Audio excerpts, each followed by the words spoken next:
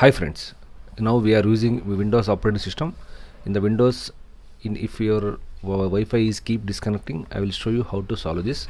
First, you select your Wi-Fi network and click the properties. Here, by default, it will be in the public profile. You make it as private, and then I will show you the next method. In the my computer or this PC, right click properties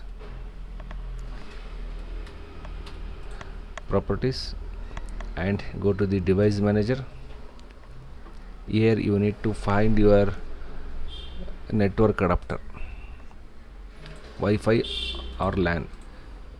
I will select Wi-Fi, right click properties. In this, you power management you need to select. Here, allow the computer to turn off this device to save power option is there. You untick this and then click OK. Then close it.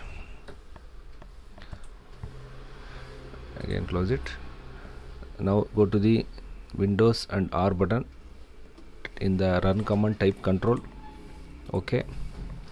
Here you need to find the power options. Power options is there. In this, you need to select this here, change plan settings, and select the change advanced power settings options, and then go to the wireless adapter settings and select power saving mode. By default, it will be medium power saving. You make it to maximum performance, then click apply. OK, and then open. Next option is go to the start, type cmd.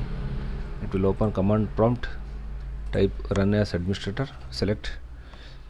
Here you need to type netsh winsock reset, press enter.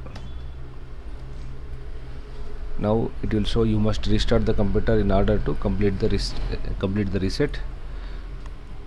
And one more, you need to type netsh int space ip space reset log .txt, and then press enter. Then again here exit, then go to the Windows and R. In the run, you need to type ncpa.cpl. Need to type enter. Here you select your Wi-Fi, LAN or Wi-Fi connection. Select your internet protocol version 4. Use the following DNS server address. Make it one IP address is there, 8.8.8.8, and here 8.8.4.4. Then click OK, then close it. The last option is there. Go to the start and run. Here need to type services.msc.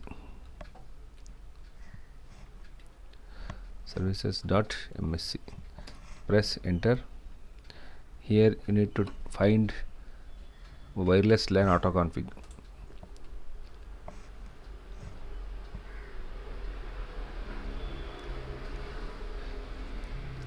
Yes, wireless LAN auto config. Right click properties.